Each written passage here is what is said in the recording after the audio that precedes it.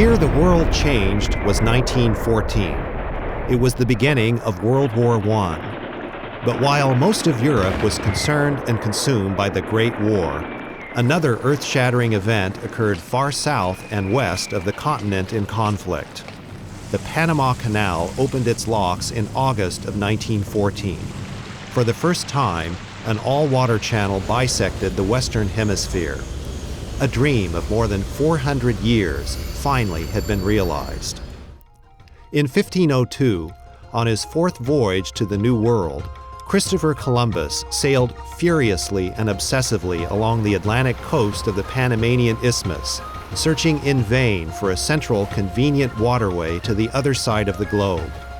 Failing this mission, Columbus settled for being the first European to conduct world trade in Panama. He exchanged a few trinkets for several solid gold chestplate shields worn by the native people. In the following decade, conquistador Vasco Balboa was standing on a summit in the Panamanian hills when he became the first European to view both the Atlantic and Pacific Oceans at the same time. Emotionally overwhelmed, Balboa fell to his knees, weeping and praying in triumphant joy.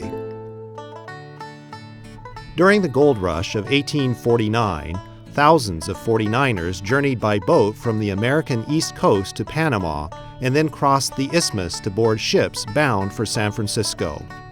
Because the middle and western portions of the American frontier were still largely unsettled and often hazardous, the race to the California gold fields went fastest through Panama. In response to prospector demand, a railroad was built to cross the treacherous isthmus in the 1850s. By mid-1881, a French company began supervising a tragically ill-fated Panama Canal engineering effort. The project stalled after enduring 8 devastating years of tropical diseases and various other disasters. All funds were totally spent by 1889. During construction, at least 20,000 workers were killed by a combination of mosquito-borne malaria and yellow fever, intense rainstorms, major mudslides, and industrial accidents.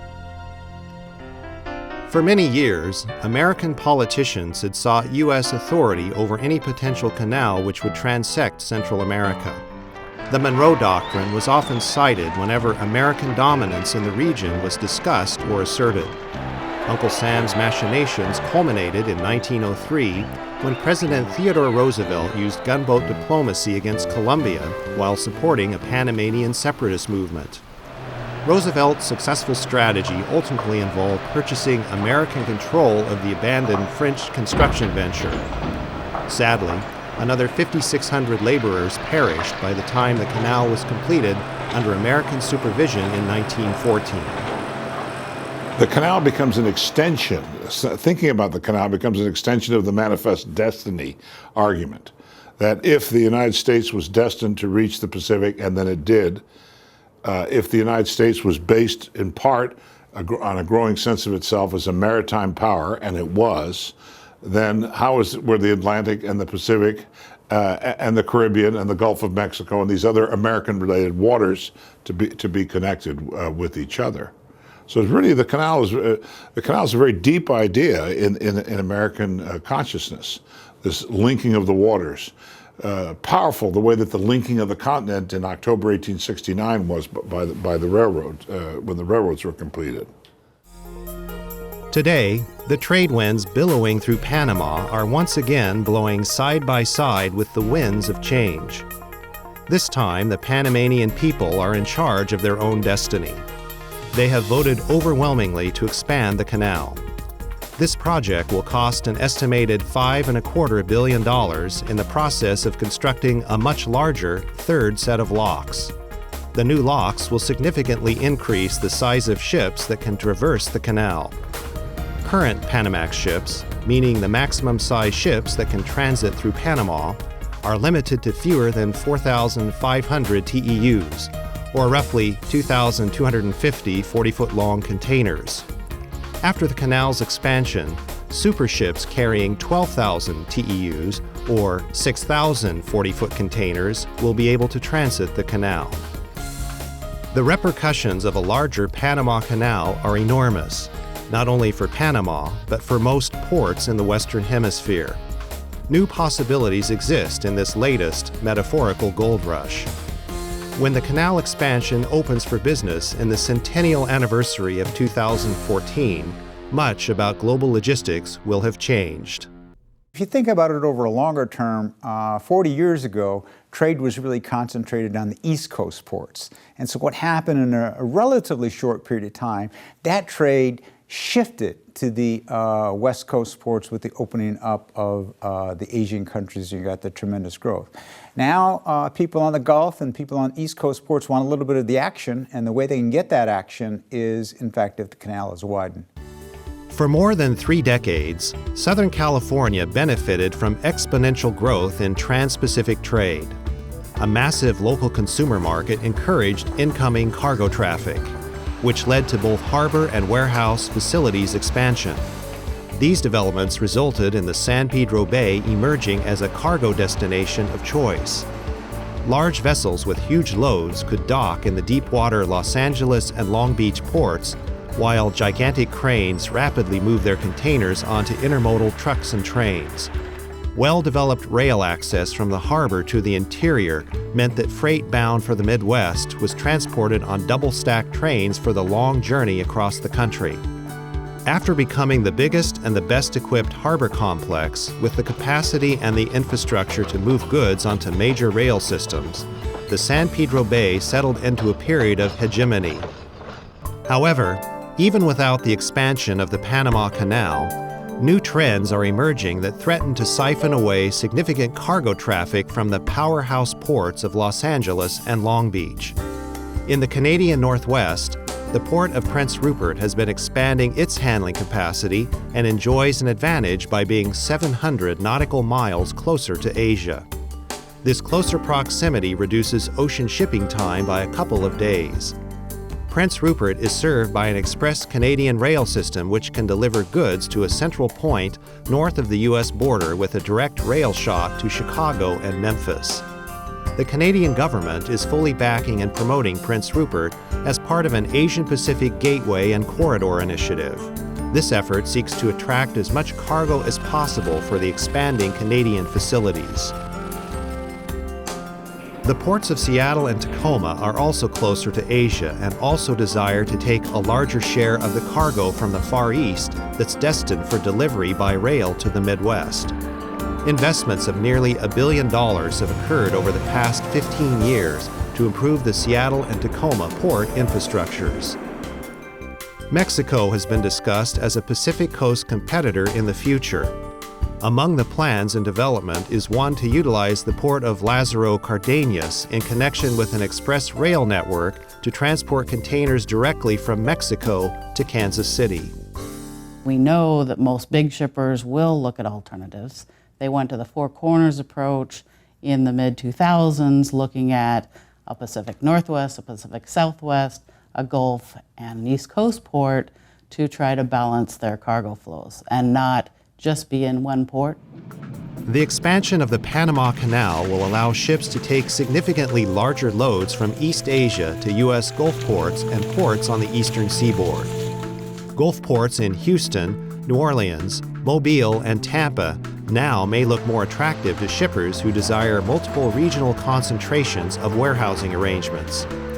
In the South Atlantic sector, Hanjin Shipping is constructing a facility in Jacksonville, Florida, which is scheduled to open in 2013. Port complexes in Savannah, Georgia, Charleston, South Carolina, and Norfolk, Virginia present possibilities for expanded or additional all-water routes from East Asia to the East Coast. Of these, Virginia is best equipped to service the larger ships. Ocean routes that keep containers on vessels for the entire journey require more time, but can save handling costs compared to sail and rail combination routes. Cost reductions can amount to as much as $1,000 per container if patient shippers can afford to wait for longer delivery time frames. The Port Authority of New York and New Jersey is also anticipating receiving more container ships directly from China via the Panama Canal. A problem in New York is the Bayonne Bridge, which limits the height of vessels heading for container terminals in New Jersey. Efforts are underway to deepen the channel and to resolve the bridge dilemma. So the whole idea of putting the discussion around the Panama Canal in a global context can very easily be applied to a regional scenario for the east coast of the United States. The ability to take on larger vessels, longer berths, deeper drafts, capacity of cranes and such, it's going to resonate across the entire supply chain and have a particular impact not only on the east coast of the United States, but the Gulf as well. Large shippers who seek regional diversification for warehousing may decide to invest in several points of disembarkation. This strategy encourages competition, lowers costs overall, spreads risks, and provides insurance against any megaport acquiring a controlling monopoly on goods movement. Rail development is critical for any port to grow and to distribute discretionary cargo more than 400 miles from the waterfront. Warren Buffett's Berkshire Hathaway Group owns the Burlington Northern Santa Fe Railroad, known as BNSF. Both Union Pacific and BNSF have a large stake in the West Coast intermodal system for inland cargo delivery.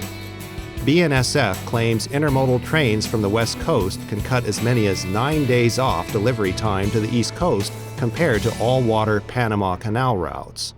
Just because the canal gets expanded doesn't change the fact that the shortest and fastest shipping routes between Asia and the United States is via the West Coast.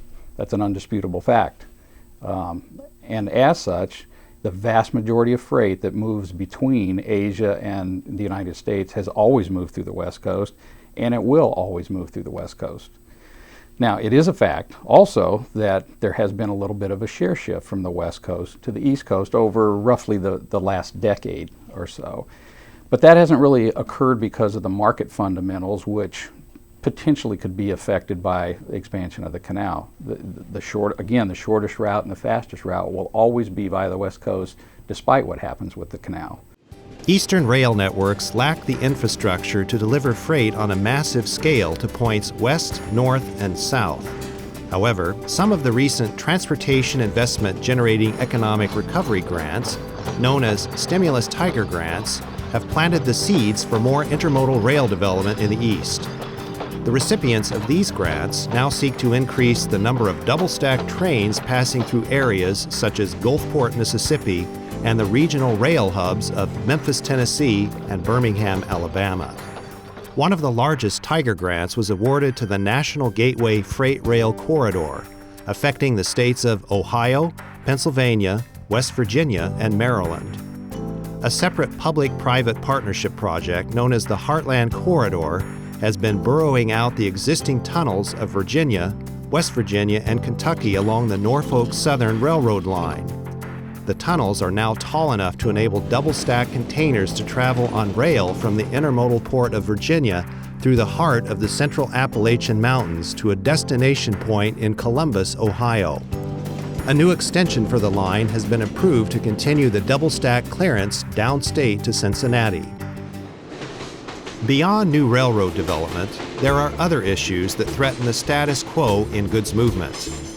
A growing trend is the transloading market, which could push more deliveries to specialized facilities that are not limited to the usual one-size-fits-all scheme. Transloading involves shifting goods from just-arrived standard 40-foot international containers to mixed cargo 53-foot domestic containers. In Panama, canal authorities have pledged to stay competitive regarding container fees. The construction bond to expand the canal will require an annual 3.5% increase in container fees for 20 years.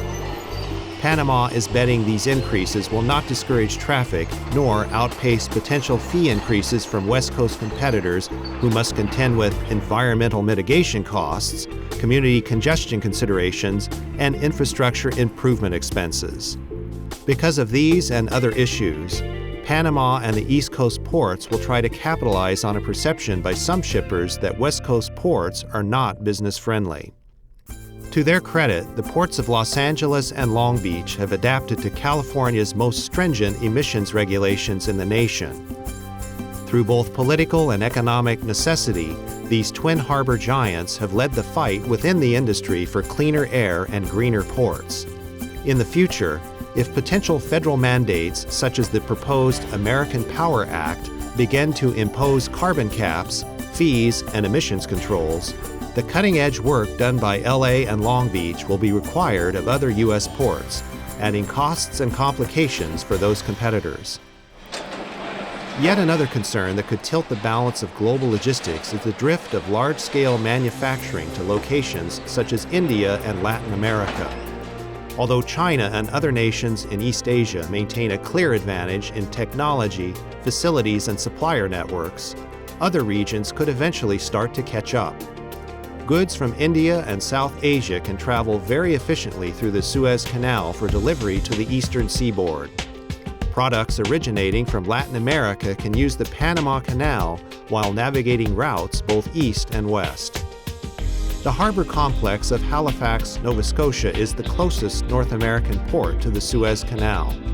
From Nova Scotia, the express rail network across Canada and into the Midwest is being used for delivering goods to America's heartland. But as things get a little better, service becomes predictable and reliable, meaning that you can measure the time with a stopwatch from South Asia through the Panama Canal up to Jacksonville, let's say. As all those things improve and become more predictable, the more competitive those East Coast ports are going to be, to the detriment of the West Coast. Stakeholders in the ports of Los Angeles and Long Beach have much to ponder between now and 2014. Holding on to discretionary cargo and thereby maintaining the associated jobs and economic benefits will require a concerted effort in view of the new and improved locks in Panama. Decisions are being made right now by shippers, and they are considering all of their options. Items such as capacity, efficiency, reliability, flexibility, and cost will add up to the sum total of where the employment will reside and where the growth will occur in the future. The question is whether the sun will start to set on the Southern California goods movement industry, or will the challenges of new competition conceive a new sunrise for the Western waterfront.